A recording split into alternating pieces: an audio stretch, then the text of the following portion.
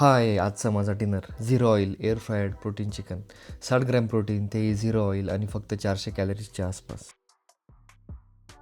मी Dhanraj, certified nutritionist आणि transformation coach.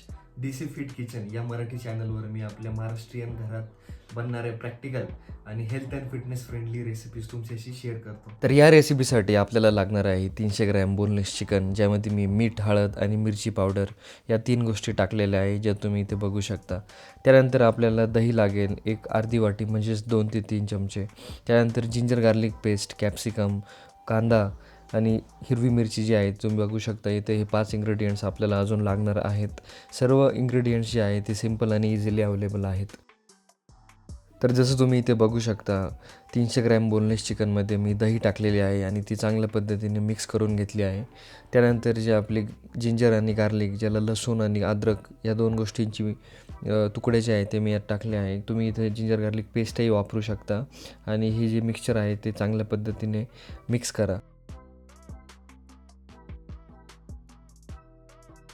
तर या मिक्सरमध्ये तुम्ही थोडासा कांदा घ्या.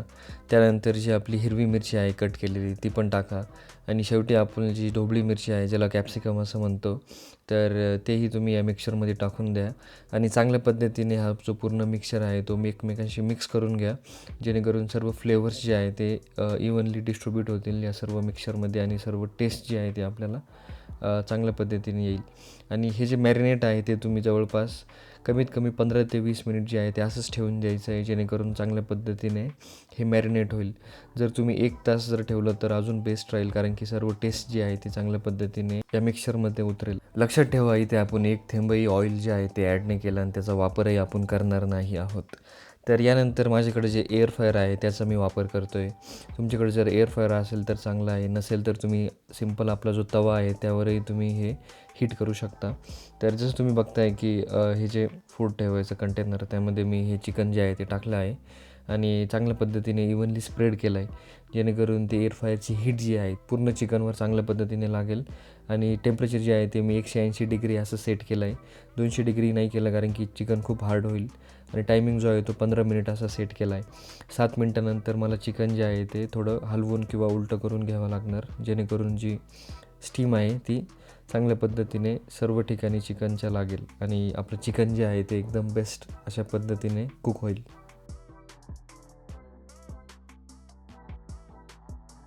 तर इथे रेडी आहे आपली चिकनची रेसिपी, जी तुम्ही डिनर किंवा लंच कुठेही तुम्ही यूज करू शकता, किंवा अर्धी करून अर्धी लंचमध्ये आणि अर्धी डिनरमध्ये अशीही घेऊ शकता. तुम्ही बघू शकता हा टेक्स्चर कसा आहे, क्रिस्पी आणि ज्युसी आणि ऑइल फ्री अशी चिकनची रेसिपी जी आहे ती बनलेली आहे. तर यामध्ये तुम्हाला 400 कॅलरीज भेटेल, 60 gram protein, 9 gram fats, 10 gram carb आणि 2 ते 3 ग्रॅम फायबर, जे ढोबळी मिरची, कांदा आणि इतर गोष्टींतून आला असेल. दुपारच्या जेवणात किंवा रात्रीच्या जेवणात जेव्हा तुम्ही हे चिकन कन्झ्युम करत असाल, त्यासोबत तुम्ही असे सॅलड्स घेऊ शकता, गाजर, काकडी, टोमॅटो. त्यासोबत चपाती असेल किंवा डाळ भात जर असेल तर एकदम बेस्ट राहील, जेणेकरून तुमचं पूर्ण मील जे आहे ते तयार होईल. यातून तुम्हाला कार्ब्स भेटेल, मिनरल्स आणि विटॅमिन्स काही भेटतील. त्यासोबतच जे आपलं प्रोटीन आहे ते तुम्हाला चिकनमधून भेटेल. म्हणजे पूर्णपणे तुमची जी मील आहे ते इथं रेडी झालं आहे आणि मी हे जे मील आहे ते असं चिकनसोबत कन्झ्युम करतो, ज्यामुळे मला चांगल्या पद्धतीने प्रोटीन, कार्ब्स, फॅट सर्व न्यूट्रियंट्स भेटतात आणि मी लाँग टर्मवर हा मील प्लॅन जो आहे तो मी माझ्या लंच किंवा डिनरमध्ये फॉलो करू शकतो. तर तुम्ही अशा पद्धतीने तुमचा मील प्लॅन जो आहे तो डिझाईन करून फॉलो करू शकता अशा पद्धतीने. जर तुम्ही जिमला जात आहे, फॅट लॉस तुमचं टार्गेट असेल किंवा मसल गेन करायचे जर तुम्हाला असेल, किंवा तुम्ही IT एम्प्लॉय आहात किंवा डेस्क जॉबवर आहात, तर नक्की हे जे मील जे आहे ते तुमच्यासाठी खूप फायद्याचं ठरेल, कारण की यामध्ये खूप सारे प्रोटीन जे आहे ते तुम्हाला डेली बेसिसमध्ये तुमच्या आहारातून भेटेल.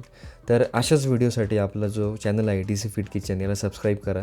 आणि नेक्स्ट रेसिपी मी कोणती टाकू तर यासाठी तुम्ही खाली कमेंट सेक्शनमध्ये मला सांगू शकता आणि तुमचे काही क्वेरीज असेल तर नक्कीच खाली टाका. मी वेळ भेटेल तसं त्याला रिप्लाय करेलच. धन्यवाद.